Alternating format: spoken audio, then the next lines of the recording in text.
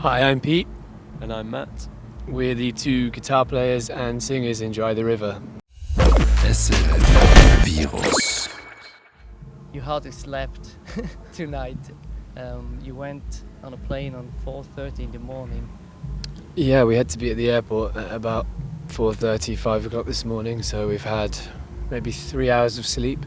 We've been cheating though, we've been snatching little windows of sleep throughout the day, so I had an hour on the dressing room floor a minute ago.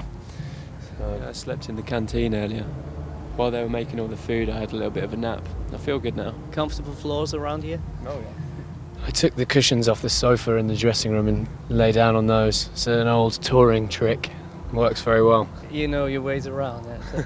But it's sunglasses on, I guess. Let's agree on that. Yeah, definitely. Yeah, absolutely.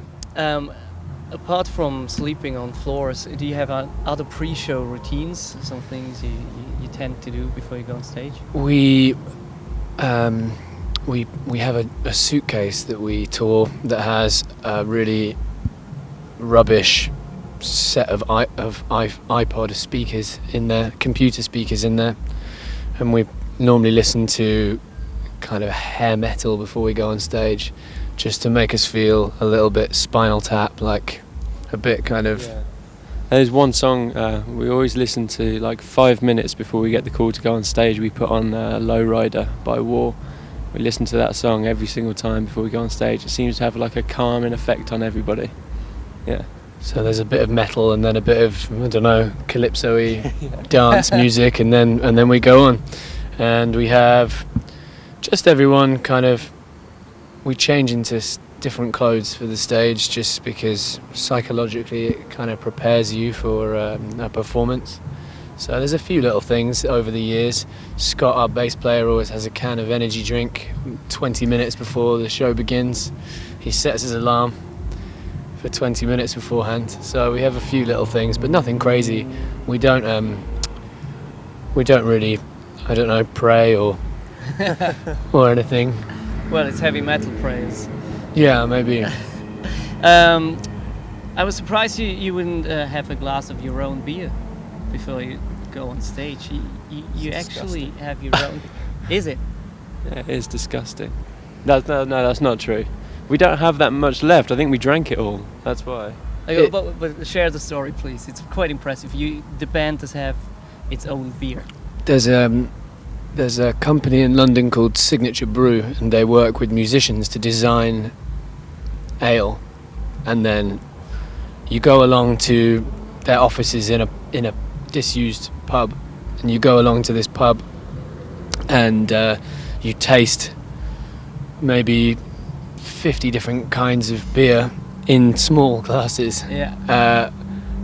Over a couple of hours, and they talk to you about how each one is brewed, and you tell them the ones that you like and you don't like, and they come to a formulation of your perfect beer, and then they go to a brewer's and they have it made. And we had a beer called Mammoth, and it is, I think, 7% or 8%. It's a very strong beer. Nice. Strong. You can drink one bottle of it before you start to feel very strange, so you can't really drink it before you go on stage. It's quite heavy, kind of dark beer, so it's almost a bit like stout or something, so if you drink too much of it you'll start to feel very sluggish. Yeah, I think the whole tasting was probably quite interesting, but I'm wondering what happened afterwards. It certainly did descend into a bit of a party. It's like we have this thing, students do it, a centurion in the UK, where you have to try and drink one shot of beer every minute for 100 minutes, and it gets you miraculously drunk. And it was effectively doing that with ale, thinly disguised as a project to design a beer, but in actual fact we were just drinking shots of beer every minute for several hours. It's tough work. It's a difficult job. Let's talk about your new record. You've been to Iceland to record it. And, of course, there's like the landscape and the nature and all those things you can take as an inspiration. Did you see or find anything around here in Switzerland that would inspire you, or do you think that would be surroundings that would be quite fruitful for recording? We have played a handful of times in Switzerland before. This time we just flew in and we've come 15 minutes in a van from the airport, so we haven't really had the chance, and we're going to be leaving immediately after the show back to London, so we haven't really had the chance to see much of Switzerland. But certainly when we've driven through the country before, there are some amazing landscapes, mountainous landscapes. I think we played, is it St. Gallen? We played a couple of years ago, and that was just beautiful, like surrounded by mountains. Like The theatre, right? yeah, the theatre, like in a little square in the centre, and that was amazing. We stayed in a hotel there. We could see from the view, the view from the hotel was just unbelievable. So that was pretty inspiring. So chances are you come back to Switzerland to record your next album? Maybe so. For us, Switzerland is kind of expensive. Oh, right, yeah. That might be the obstacle. And it's a bit far-fetched because there's some time to pass until the next record. Yeah, who knows whether there'll be a next record. Depends how bad this one is. That's right.